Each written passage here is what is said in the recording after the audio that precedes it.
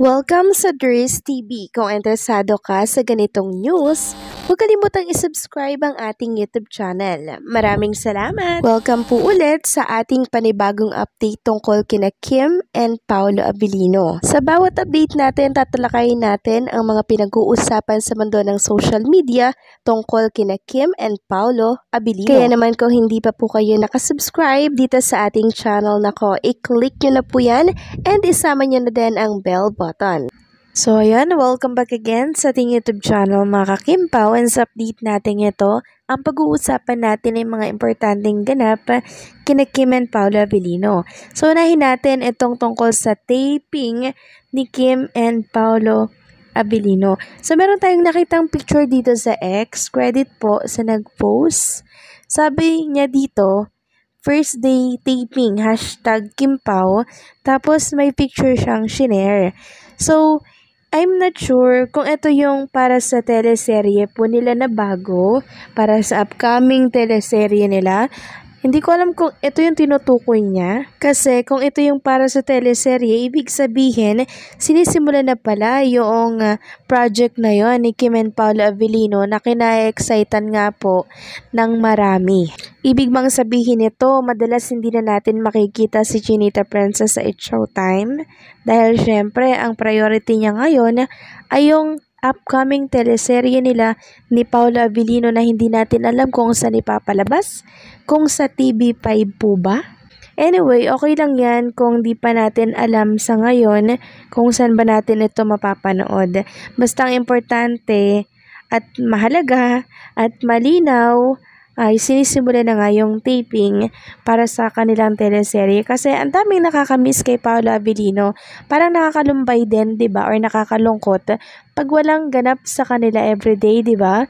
Parang nangungulila po yung mga fans, tapos panay throwback na lamang nila sa ex ng mga video ni Paolo Abilino. So parang nakakahabag naman yon kung ganon, 'di ba? Kaya sana po hindi na patagalin pa itong project ni Kim and Paolo dahil marami na pong nag-aantay sa kanilang mga Kimpaw fans. Next topic naman, pag-usapan natin mga kakimpaw ang tungkol dito sa naging performance nga po ni Chinita Princess kahapon sa ASAP.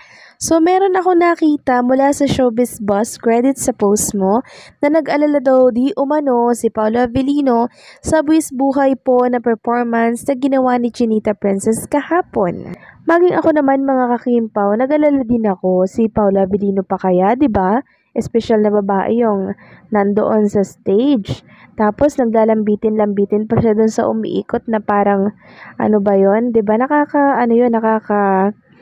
Nakakapag-alala yun mga kakimpaw kasi every time na magpe-perform si Chinita Princess, lagi talagang buwis buhay eh. Si Kim Cho kasi mga kakimpaw, siya yung artista na magpe-perform ka na lang din, bibigyan ka na lang din ng project, ibigay mo na yung 101% na best mo. Nang sa ganon, wala kang pagsisihan, at least binigay niya yung 101%. So, yung mga project niya, yung mga nakukuha niyang proyekto, mga kakimpaw, kahit sa maliit man yan na project, pinaguhusayan niya po talaga. Kaya hindi ako nagtataka kung bakit si Chinita Princess talaga namang naging matanyag at nakilala po ng sobra. Dahil yung bawat project niya talagang quality may dating. Then talagang pinaghahandaan niya. Ang gusto niya kasi mga kakimpaw, mapasaya din po syempre ang mga Kimpaw fans. Kung bagay parang hindi sayang yung panonood nyo sa akin. Ganun. And since nag-alala nga po, di umano si Paolo Abilino dito sa naging performance ni Chinita Princess, ito po yung sabi ni Ma'am Annie. Hindi lang sayaw na katawa ni Kim.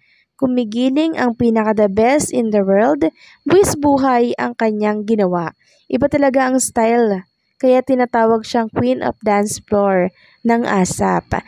Kinabahan si Paolo habang pinanood si Kim sa ere. Sabi po, "My God, take care, my love, one Kimpaw. The best talaga, saludo ako sa'yo." So sinabi daw po ni Paolo Abilino na my God, take care of my love. Grabe naman yun. So for sure nanood po si Paolo Abilino mga kakimpaw nang naging dance production number ni Chinita Princess kahapon. Ang di lang natin alam ay kung sa bahay ba nanood ng live, 'di ba? or sa sasakyan na, 'di ba, habang waiting kay Chinita Princess. Kasi meron po ako nababalitaan at nababasa na maaga nga daw di umanong nawala si Kim after po ng production number. So, saan kaya siya nagpunta? Kasi meron din ako nababasa dito mula sa Check Bids Out na Kim Chiu maagang umalis ng ASA para makita agad di umano si Paolo Avellino. Yan po ang sabi dito sa kanyang post. Kaya naman nang nagbasa ako ng komento, marami na naman dun yung mga nagsasabi na parang atat na atat si Chinita Princess makauwi. Samantalang si Paolo Avellino dapat yung pumunta para sunduin si Chinita Princess. Mas okay nga naman mga kakimpaw yung sunduin na lang si Kim sa ASAP. Kasi kung parang pinalalabas na maagang umalis ng ASAP para makita agad di umano si Paolo Avellino, parang ang pangit na namang basahin ito. Parang pinalalabas na si Chinita lagi yung atat na atat kay Paolo Avellino.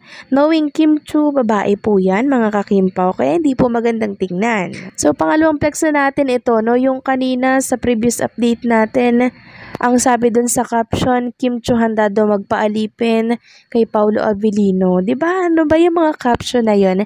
Pero by the way, nakaka-good vibes naman itong mga caption nila. Pero syempre, dapat isalang-alang nila si Chinita Princess kasi hindi po magandang pakinggan or basahin ito, lalo na nung mga avid fans or Kimmers na sumusuporta po kay Chinita Princess. Syempre, 'di ba? Parang insulto 'yon. Next topic naman pag-usapan natin mga kakimpawang tungkol dito sa isang account sa X na talaga namang hanggang ngayon nagpapalaganap po ng hate tungkol kay Paolo Avellino at talaga namang tinatag niya pa po si Paolo. Ngayon, may ibang fan ng Kim Pao, di ko lang kung fan to ng Kim Pao or nagpapanggap lang. Sabi niya dito, nire-repost niya po yung mga post ng isang account dito sa X na nagpapalaganap ng mga kasiraan kay Paolo.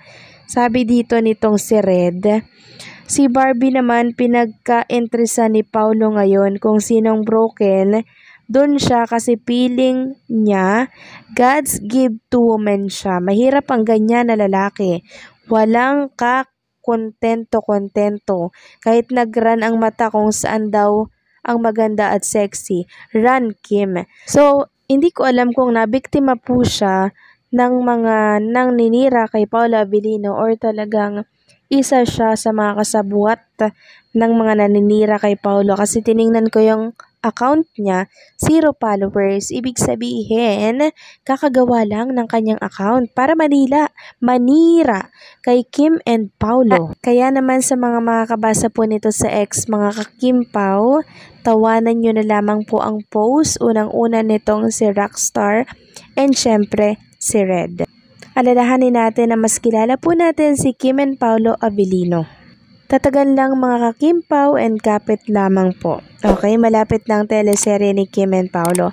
So, paano hanggang dito na lamang po ang update natin. Maraming salamat sa patuloy na pagsuporta.